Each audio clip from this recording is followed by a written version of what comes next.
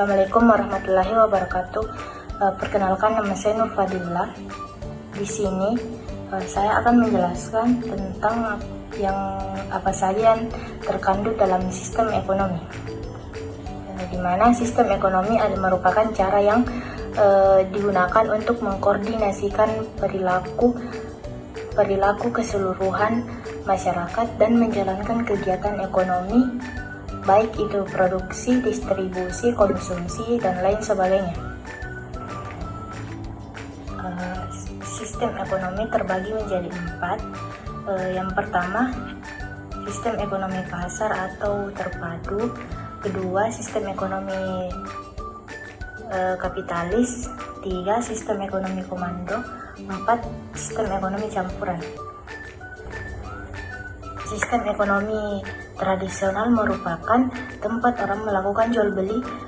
Lebih lengkapnya, pasar merupakan tempat bertemunya penjual dan pembeli yang ditandai dengan adanya transaksi jual beli secara langsung, dan biasanya ada proses tawar menawar.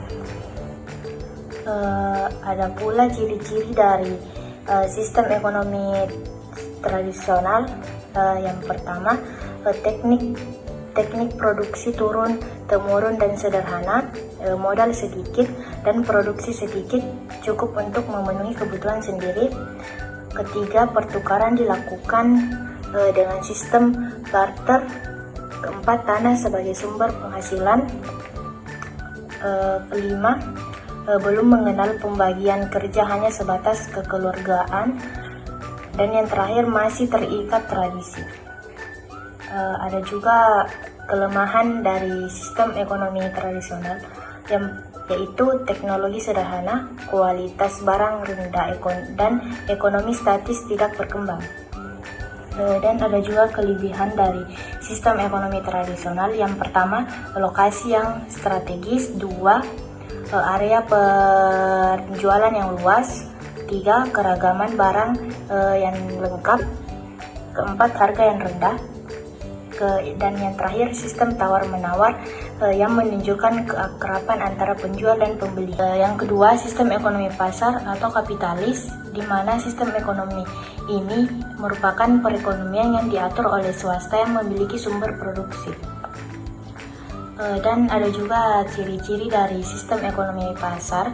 Yang pertama, barang dan modal bebas dimiliki oleh setiap orang. Kedua, setiap individu bebas menggunakan barang dan jasa yang dimiliki. 3, memaksimalkan laba. Keempat, peran modal sangat penting. Kelima, pemerintah tidak secara langsung ikut campur dalam kegiatan ekonomi. Dan yang terakhir, persaingan bebas dan ketat. Terdapat juga kelebihan, yaitu 1, menumbuhkan inisiatif dan kreativitas. Kedua, setiap individu bebas memiliki sumber-sumber produksi. Ketiga, munculnya persaingan untuk maju. Keempat, barang yang dihasilkan mutunya tinggi. Dan terakhir, efektif dan efisiennya tinggi karena motifnya mencari laba. Ada juga kelemahan dari sistem ekonomi pasar atau kapitalis, yaitu pendapatan tidak merata dan cenderung terjadi eksploitasi. Dan ada juga sistem ekonomi komando, di mana sistem ekonomi komando adalah sepenuhnya dikuasai oleh pemerintah dan suatu negara. Ada juga ciri-cirinya, yaitu 1, semua alat dan sumber daya dikuasai oleh pemerintah.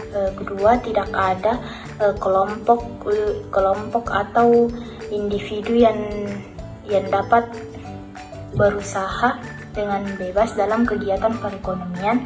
Ketiga, kebijakan perekonomian diatur sepenuhnya oleh pemerintah. Keempat, milik perorangan tidak diakui. Dan ada juga kelebihannya, yaitu 1, pemerintah lebih mudah mengendalikan inflasi, pengangguran, dan masalah ekonomi lainnya. 2, pasar dalam negeri berjalan lancar. 3. Pemerintah dapat turut campur dalam penentuan harga. 4. Distribusi pendapatan relatif mudah dan merata. 5. Jarang terjadi krisis. Dan ada juga kelebihannya, yaitu 1. Pemerintah lebih mudah mengendalikan inflasi, pengangguran, dan masalah ekonomi lainnya. 2. Pasar dalam negeri berjalan lancar.